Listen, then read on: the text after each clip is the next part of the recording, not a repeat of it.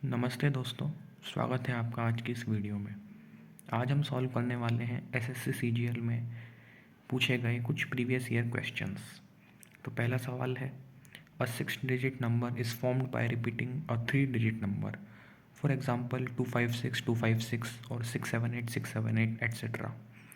Any number of this form is always exactly divisible by. ये सवाल पूछा गया था एसएससी सीजीएल 2000 में। तो देखते हैं इस सवाल को कैसे सॉल्व करेंगे। इस सवाल को सॉल्व करने के लिए हमें पता होना चाहिए बेसिक वंस, टेंस, 100, 1000, 10,000। किसी भी नंबर में ये प्लेसेस होती हैं, उसी से हम इस सवाल को सॉल्व कर सकते हैं। तो हमें कहा है कि एक 6 डिजिट का नंबर है जो कि दो 3 डिजिट के नंबर्स को रिपीट करके बना है। एग्जाम्पल 256 256। हम क्या करेंगे, इस नंबर को वंस, टेंस, 100, 1000 इस फॉर्म में लिख देंगे, तो हम पता लगा पाएंगे कि ये नंबर किससे एग्जैक्टली डिविजिबल होगा। तो जो ये 6 डिजिट का नंबर है उसको हम कैसे लिख सकते हैं, उसको लिख सकते हैं 10⁻5x plus 10⁻4y plus 10⁻3z plus 10⁻2x plus 10⁻y plus z। अब मैंने ये कैसे लिखा है, क्योंकि इन्होंने कहा है कि हमें दो 3 डिजिट के नंबर्स को रिपीट करना है। तो हमने 3 डिजिट का नंबर लिया x, y और z, फिर इसे रिपीट किया x, y, z और x, y, z।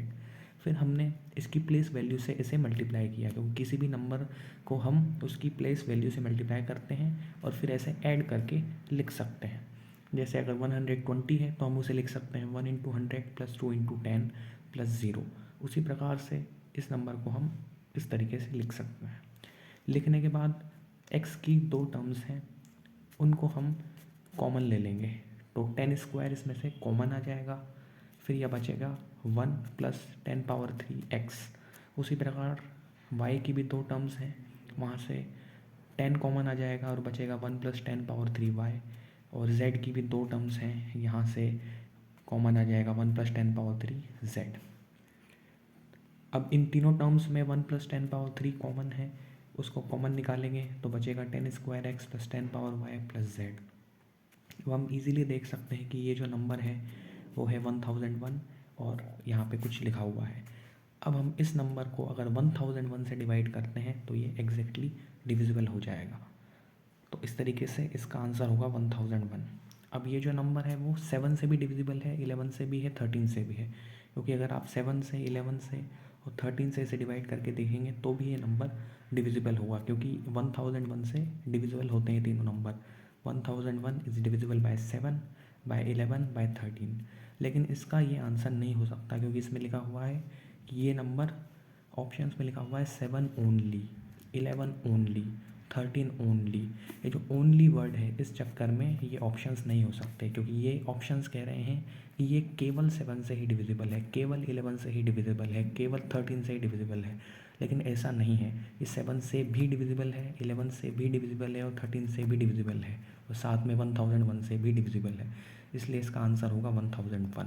अगर ये ओनली नहीं होता तो सारे ऑप्शन करेक्ट होते, लेकिन ओनली है इसीलिए केवल एक ऑप्शन 1001 ही करेक्ट होगा। इस तरीके से इस सवाल को सॉल्व करते हैं। अब बढ़ते हैं अगले सवाल की तरफ।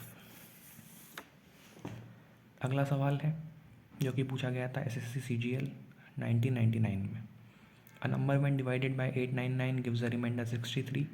If the same number is divided by 29, the remainder will be. अगर किसी नंबर को 899 से डिवाइड करते हैं तो 63 रिमाइंडर आता है। अगर उसी नंबर को 29 से डिवाइड करेंगे तो क्या रिमाइंडर आएगा। इसके लिए बेसिक पता होना चाहिए कि डिविडेंट होता है divisor into quotient plus remainder. अब हमें जो नंबर दिया है वो क्या हो जाएगा, हमने उसे डिवाइड किया है 899 से, तो डिविज़र 899।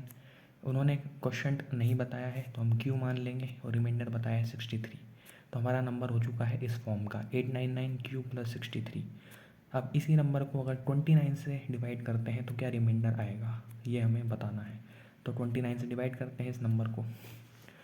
अब 899 को हम लिख सकते हैं 29 × 31।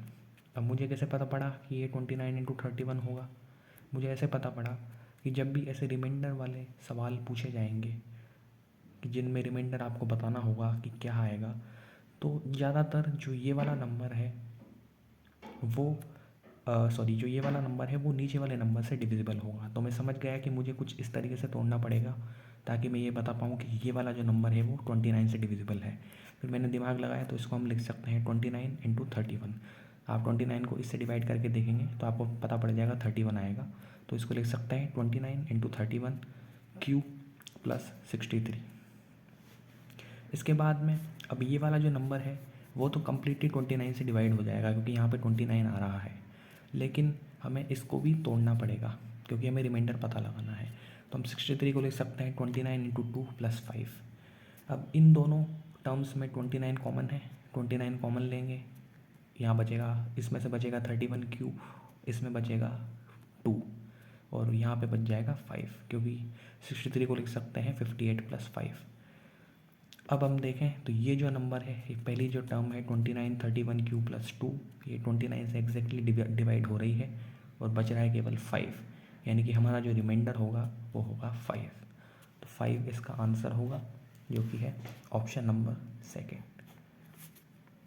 इससे पहले जो सॉल्व किया था उसमें जो हमारा आंसर था वो था 1000, ऑप्शन 4। अगले सवाल की तरफ बढ़ते हैं।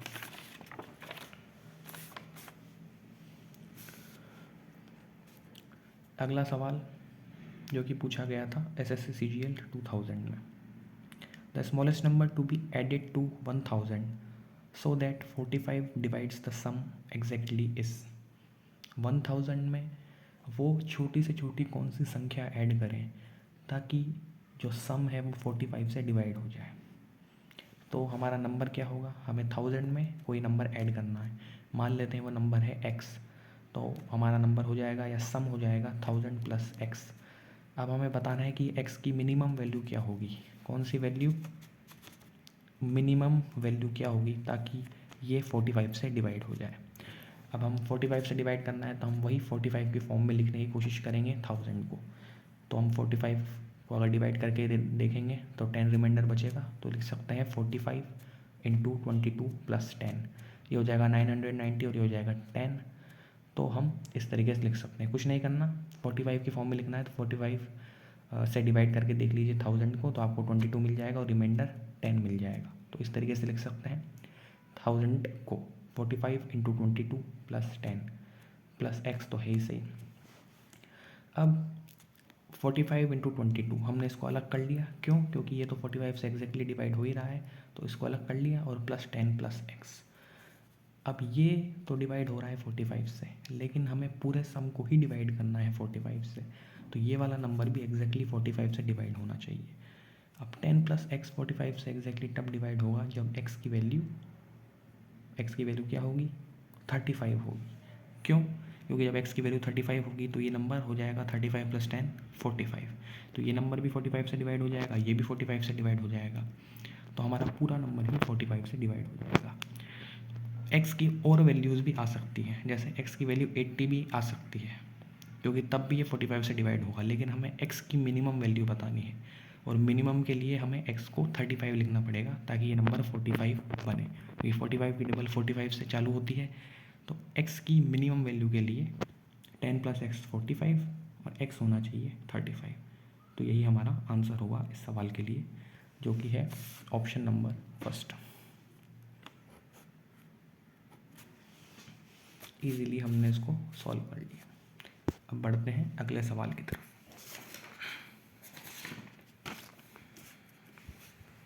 अगला सवाल बहुत ही इजी सवाल, बस जैसा जैसा कहा जा रहा है वैसे इक्वेशन बनानी है।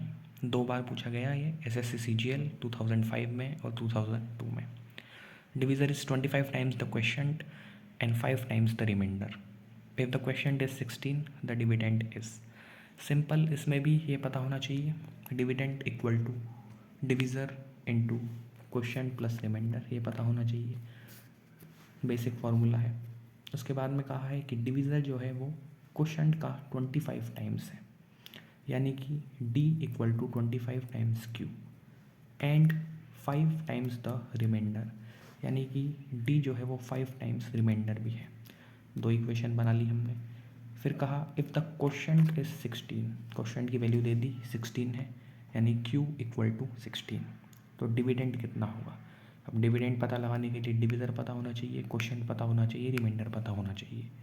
क्वोशिएंट हमें पता है 16 है। अगर क्वोशिएंट पता है तो हम इन दो इक्वेशन से डिवीज़र इस इक्वेशन से डिवीज़र निकाल लेंगे। क्वोशिएंट की वैल्यू है 16, पुट करेंगे 25 इंटू 16 होता है 400, तो डिवीज़र हमें मिल चुका है। क्वोशिएंट हमें पता ही है। रिमाइंडर निकालने के लिए इस इक्वेशन का इस्तेमाल करेंगे। 5 मल्टीप्लाई में है, इधर डिवाइड होगा तो r equal to D by 5। D है हमारा 400 जो कि अभी अभी निकाला है। 400 बाई 5 इज़ 80, रिमाइंडर आ चुका है 80। तो हमें डिवीज़र की वैल्यू पता पड़ गई 400, रिमाइंडर की वैल्यू पता पड़ गई 80 और क्वोशिएंट की वैल्यू पहले से गिवन है 16। हम इजीली डिविडेंड की वैल्यू निकाल सकते हैं जो कि होगी divisor into quotient plus remainder, यानी 400 इंटू 16 प्लस 80, यानी कि 6400 प्लस 80 या फिर 6480, जो कि इस सवाल का आंसर होगा। तो ईज़िली हमने इस सवाल को सॉल्व कर लिया। ये सबसे इजी सवाल है इसमें। तो आगे मिलते हैं अगली वीडियोज़ में, जहाँ पे कुछ और एसएससी सीजीएल के सवालों को ईज़िली सॉल्व करेंगे, एक क्लियर एक्सप्लेनेशन दी जाएगी। धन्यवाद।